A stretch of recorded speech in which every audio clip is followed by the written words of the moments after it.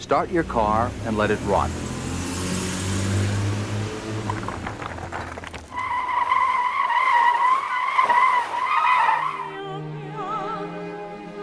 There are two basic ways to help protect you in an unavoidable collision.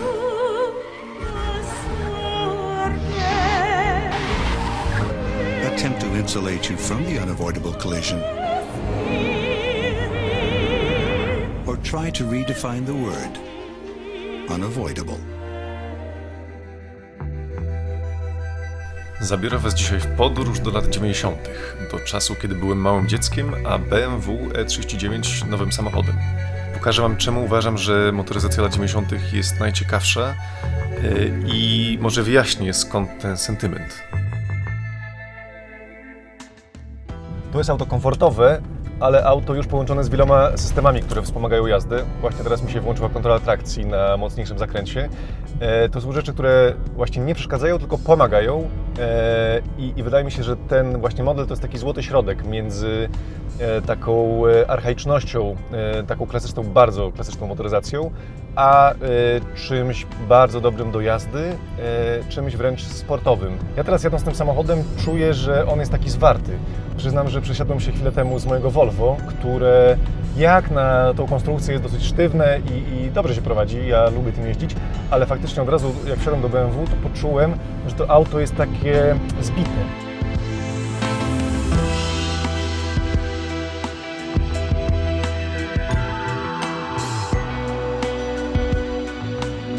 Pamiętam, że dawno temu kolega mnie przewiózł z takim BMW E46, kiedy jeszcze nie wiedziałem dużo o tej marce i tak się zdziwiłem, bo poczułem, że to auto jest takie właśnie, tak jak mówię, takie zbite i sztywne i że tutaj wszystko jest takie trwałe. Ja w tym czasie miałem Renault Megane pierwszej generacji, które jest super autem i bardzo lubiłem ten samochód i bardzo uważam, że to jest dobre auto i dosyć trwałe, dające też frajdy. Natomiast no, to była jakaś absolutna przepaść. Skrzynia biegów nie telepała się, tylko była w miejscu. Wszystko sprawiało wrażenie takiego solidnego. I tutaj w E39 to jest spotęgowane, bo to jest klasa wyżej od trójki, od E46 i tu wszystko jest cholernie solidne. Materiały są świetne, ma się poczucie obcowania z taką właśnie grubym tworzywem, z taką grubą gumą, z grubą skórą, z dużym, jakby grubym drewnem. To jest bardzo przyjemne. Naprawdę po tym aucie, kiedy przesiadam się do współczesnych samochodów, nawet tych często droższych, to mi brakuje tego. Czuję taki niedosyt, czuję, że coś nam jest zabierane, że w autach tej klasy wyższej z lat 90., w takim BMW, w Mercedesach, w niektórych Audi, była właśnie jakość, a teraz nawet w nowym BMW, szczerze mówiąc, nie wygląda to najlepiej. Ładny? Moim zdaniem ładny, aczkolwiek poprzedni model E34 był dużo ładniejszy. Ten ma takie dziwne kształty, mi się zawsze kojarzył z autem amerykańskim z lat 90., że jest ten przód taki zaoblony. Był chyba taki Buick, nie pamiętam jak się nazywał, ale był też Buick Park Avenue. O, to był ten. Miał takie zaoblone lampy. Zderzak też, tu jest dużo takich właśnie obłości. Wcześniej BMW słynęło z tego, że było bardzo kanciaste i miało podwójne lampy. Tutaj schowali za kloszem. Nie pierwszy raz, ponieważ w E36 też schowali za kloszem szklanym. Tu jest już plastik. Pomimo, że to jest 98 rok, tu już dali plastik. Tak wygląda M52, czyli klasyka absolutna, 2,5 litra benzyna, 6 cylindrów w rzędzie. Jeśli chodzi o design, to tył wyszedł im bardzo dobrze. I w ogóle ta linia boczna, ta linia tutaj, która idzie pod taką lekką krzywizną, nadaje mu takiej dynamiki. I cały ten tył sprawia wrażenie właśnie takiej klasycznej limuzyny. Moim zdaniem dużo ładniejszy niż w E38. Po wejściu do środka, pierwsze co, od razu czujemy ten zapach. To jest właśnie stare BMW. Ci, którzy jeździli, którzy mają, jakby wiedzą o czym mówię, bo stare BMW mają ten taki swój zapach tych skór, plastików. Ja osobiście bardzo go lubię. To jest wersja dosyć wysoko wyposażona. Mamy tutaj nawigację, telewizję, która już teraz nie działa, ale była. Dwukolorowe wnętrze. Moim zdaniem przepięknie to jest zrobione, z bardzo dobrych materiałów. To wszystko to jest gruba guma. Myślę, że teraz, żeby mieć auto z takim wykończeniem, no to trzeba już wydać naprawdę kilkaset tysięcy złotych. No i jeszcze jeden bajerek, jest telefonik. A selection of BMW cellular telephones are available from your BMW Center, including portable models with features such as voice recognition. Name, please. Limuzyna do przemieszczania się, czy właśnie miejska między ambasadami, czy biurowcami, czy na trasy między ważnymi spotkaniami biznesowymi. Także nie dziwię się, że ludzie to wybierali kiedyś jako nowe auto z salonu, bo kurczę, konkurencja miała naprawdę ciężko. To jest auto tak spójne, tak zwarte, takie ma taką tożsamość swoją. To jest takie prawdziwe BMW, jedno z ostatnich moim zdaniem. Ale poza tym, że to auto jest komfortowe, to faktycznie jest cholernie zrywne i ma absurdalnie dobry dźwięk silnika. Często jak przewożę ludzi tym autem, to się pytają, co jest, że on tak dobrze brzmi. Ja mówię, no właśnie tak, to jest M52 przyliftowe.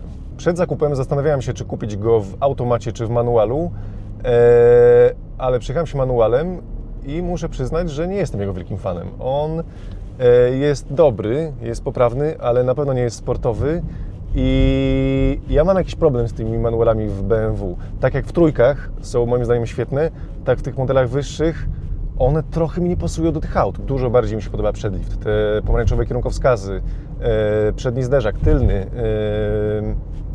To do mnie bardziej przemawia. To jest takie właśnie, to są takie lata 90. Początek produkcji to był 95 i właśnie ten model to jest dla mnie takie BMW lat 90. Najbardziej chciałem kupić BMW z silnikiem M50, z tym żeliwnym, z tym jeszcze właśnie takim starym, porządnym, żeliwnym blokiem, ale to jest już E34. Pierwszym modelem serii 5 było E12, następnie E28, które czasem jeszcze można spotkać na ulicy. E34 to najpiękniejsza piątka, jednak nie kupiłem jej tylko dlatego, że przejechałem się E39. E60 wzbudziło ogrom kontrowersji przez zerwanie z klasycznym designem. No i nowoczesne F10. Piękny, już nie tak trwały, ale wspaniałe w prowadzeniu i ostatnie, które mi się podoba. Ten samochód nie wymaga ode mnie dużego serwisowania, jest bardzo wdzięczny i przede wszystkim po prostu jest takim przyjacielem. Mam go już 4 lata i do dzisiaj ciężko mi znaleźć auto, które za niewielkie pieniądze oferowałoby tyle komfortu, tyle frajdy i w sumie luksusu, bo to auto naprawdę jest luksusowe, jest cholernie wygodne, jest świetnie wyciszone, prowadzi się współcześnie, ale właśnie z tym takim analogowym jeszcze poczuciem. Jestem absolutnie zaskoczony, bo mam to auto 4 lata, nie było poważnych awarii w tym samochodzie, praktycznie żadnych. Ma 352 000 przebiegu i dalej naprawdę zachęca do jazdy nim, szczególnie w trasy, bo po mieście to auto jest bardzo komfortowe, ale faktycznie spala potężne ilości paliwa. To auto jest w stanie spalić od 14 do nawet 17 litrów, w zależności od ruchu. Co jest charakterystycznego? Myślę, że to, że daje ogromny komfort. Czy to jest trasa, czy to jest miasto, w tym aucie jest cicho, komfortowo i ma się po prostu ochotę przemierzać nim kilometry. To jest prawdziwa limuzyna i teraz jedziemy po kostce brukowej. Zawieszenie ładnie pracuje. Tutaj jest wielowahaczowe zawieszenie już aluminiowe. Nie jest wybitnie twarde, nie jest wybitnie miękkie. Jest takie właśnie wypośrodkowane, tak jak to BMW często robi. Ale BMW poza komfortem oferuje też całkiem sporo sportowej jazdy. Opony są balony, więc nie trzymają aż tak dobrze, ale felga 15, ale daje radę. Hamulce też nie najgorsze.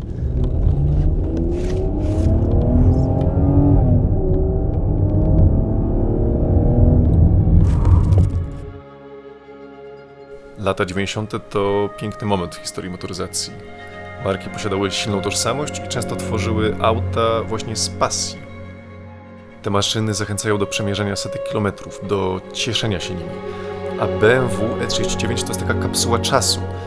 To jest świadectwo rozwoju technologii. A dla mnie to jest najlepszy samochód XX wieku.